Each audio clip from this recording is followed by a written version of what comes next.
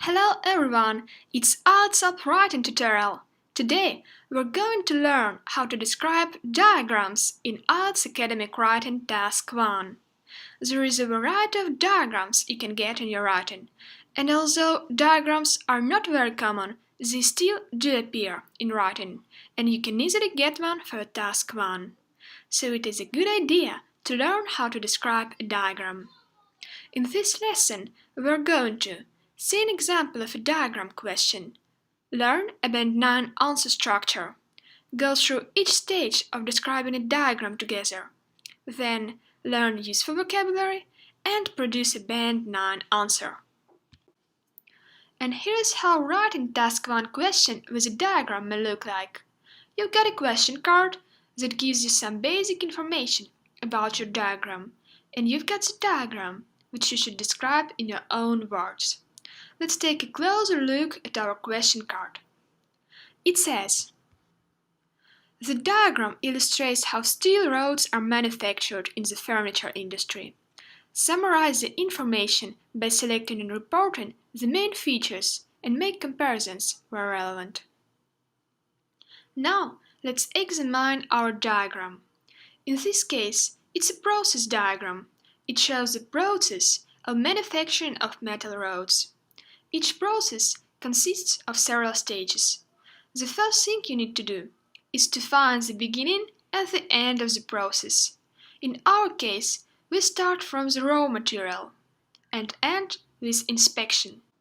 You can see that this diagram has a lot of additional information. This information is provided for almost every stage of your process, but we don't need it for now. We'll focus on it later. Some diagrams may be not as straightforward as this one, so sometimes you may need to ask yourself more questions about the diagram. For example, is the process cyclic? Are there any loops or repeating stages? Maybe there are some things happening at the same time? Anyway, when you have familiarized yourself with the diagram, it's time to start writing the answer. And here's the Band 9 answer structure that we described in the previous lesson. You can see a link for the lesson on the right. In any case, if you are answering ILETS Writing Task 1 question, you can get a Band 9 for your answer by following this ideal answer structure. Your first paragraph is an introduction. You should introduce your graph to the readers there. Your second paragraph is an overview. There, you should describe some general features of your diagram. After writing the overview, you should describe specific features of the diagram, each in a separate paragraph. Never ever write conclusions or a personal opinion in writing Task 1. Your task is to describe the given data, not to give your opinion. Well, enough generalities, let's start writing our Band 9 answer. The first paragraph you need to write is your introduction. For the introduction, you need to paraphrase the topic in your own words. So, instead of writing, the diagram illustrates how steel rods are manufactured in the furniture industry, you need to write a paraphrased version of that sentence. Here is how I wrote it. The diagram explains the way in which steel rods are produced for the furniture industry.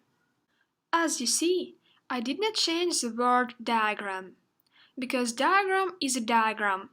It's not a line graph, it's not a bar chart, it's not a table, so there is no sense in paraphrasing the word diagram. After that comes the verb, and it can always be paraphrased, so it's a very, very good technique to paraphrase the verb. I used explains instead of illustrates. You could also write shows or describes. These verbs are very good for describing a diagram. Next, I changed the phrase how steel rods are manufactured to the way in which steel rods are produced. So, instead of writing how, I wrote the way in which, and instead of writing manufactured, I wrote produced. And then comes furniture industry, and I kept it the same. So that's all with our introduction. We have paraphrased the topic so the examiner can get familiar with our diagram. Now let's move on to the next paragraph. And our next paragraph is a general overview. This is a very important paragraph. To achieve a band 6 or more for a task 1, you must provide the overview. In the overview paragraph, you describe general features of your diagram. But unlike line graphs, pie charts, and bar charts, process diagrams have no general trends or key changes to identify. That's why, while giving the overview of your diagram, you should write, first of all, the number of stages. As you can see in this process we have 11 stages, and how the process begins and ends. If the diagram has loops or repeated stages, or the process is cyclic, you may also want to comment on that. In our case, the general overview looks like this. Overall, the process consists of 11 stages, beginning with the raw material and ending up with the product's inspection. As you see, the diagram's overview is quite short, only one sentence, and your overview should not be long too. 1 or 2 sentences is an ideal. My first word for the overview is overall. Always start your overview with the word overall. It indicates the examiner that you are going to describe general trends. Then, I gave the number of stages. I used phrase the process consists of 11 stages to do that. And I also wrote how our process begins and ends. For this, I used phrases beginning with and ending up with. So, this is how you should structure an overview. Overall, the process consists of X stages, beginning with something and ending up with something. Well, that's all with our overview, and we move on to the next paragraph. Once we have finished the overview, we should provide specific features in our next few paragraphs. When we are describing graphs, charts, or tables, we describe all the changes of numbers and percentages in the paragraphs with specific features. But now we have a different case. Now we are dealing with a diagram, so we should describe each stage of our process in detail, and we should use all those additional information and hints that accompany most stages of our process. You may wonder how to divide data into paragraphs while describing a diagram. Well, unlike graphs, charts, and tables, diagrams have no general rules for grouping data. In fact, you can describe the specific features of your diagram in 1, 2, or 3 paragraphs, grouping the information into paragraphs the way you prefer. But remember that you should describe the stages of your process sequentially. That is to say, it's a bad idea to start with the last stage, then write about the third stage, then describe the first stage, and so on. Your information must come in a logical way. Now let's see how I wrote the specific features. I decided to divide the specific features into 3 paragraphs, so that the first paragraph writes about the first 4 stages of our process. The second paragraph writes about the next 4 stages, and the last paragraph writes about the last 3 stages. Now, I will explain you how to describe each stage of our process. Let's take a closer look at the first 4 stages. What does the diagram show? We can see that the first stage is called raw material. The picture shows a box with some raw material and an arrow indicating that iron ore, yellow ore, and carbon line that box. This material will experience some transformations throughout the process and will become a steel rod. I describe the stage in such way. First of all, iron ore, yellow ore, and carbon are collected to serve as a raw material for steel rods manufacturing. Then we move on to the next stage, which is called melt. If you don't know what does melt mean, it's totally okay. Diagrams often picture information with quite unusual names that may be unfamiliar to you. But you should not worry about that. Your task is to focus on the description, using all those strange names and additional information. We can see that the picture illustrates a container with a white hot metal. One arrow points to the container, saying, "Raw material is in the melting slit." The other arrow indicates the temperature range. I used all this information to describe this stage of the process. After that, the raw material is melted in a melting slit, where it is heated to a temperature in range of 1300–1500 degrees Celsius. The third stage is called refinement, and from the diagram we only know that during this stage the material is put into a container that is called a smelting cabin.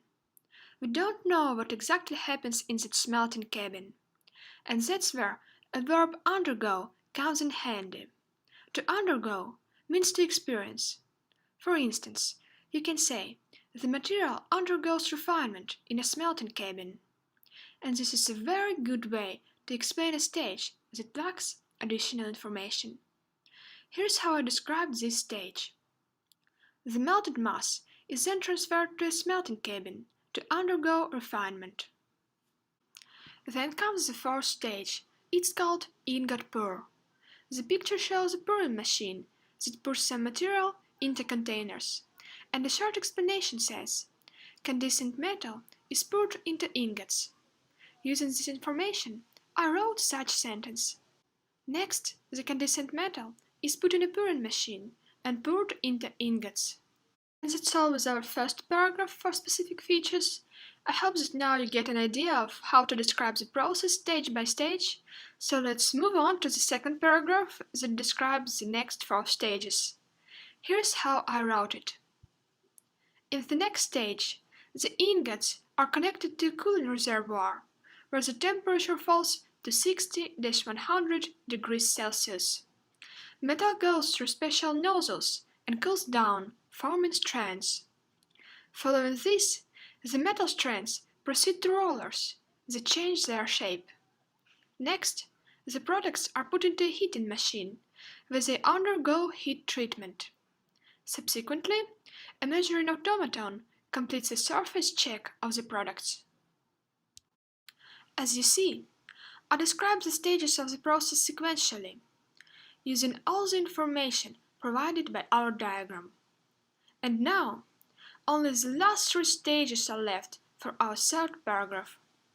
This is how I describe them. After that, the metal rods are sized by special cutters and get ID stamping. Finally, the products undergo inspection and are ready for use. Congratulations! We have described all 11 stages of our process. And that's all with our special features. You can take a look at the 3 paragraphs of special features on the right. You can see that I used a lot of time connectors while describing the process. In fact, process is a series of changes that happen over time. That's why time connectors are extremely important for writing about process diagrams. To start describing the first stage, I used connector first of all. You could also use such connectors as firstly and to begin to start your description. To move on to the next stage, I use the following connectors. After that, then, next, in the next stage, following this, and subsequently. And to describe the last stage, I used connector finally. It's a very, very good idea to use these time connectors if you're describing a process. This way your writing will be more coherent and you will achieve a higher score. We have finished this writing task together. Now you know how to describe diagrams in IELTS Writing Task 1. This piece of writing that we've produced would achieve a band 9 on a real IELTS test. If you wish to see this lesson in a text form and complete some useful exercises, follow the link on the top. If you wish to check out other cool writing lessons, click on the second link. It was a great pleasure to go through this lesson with you. I wish you good luck and see you soon in another ILETS lesson.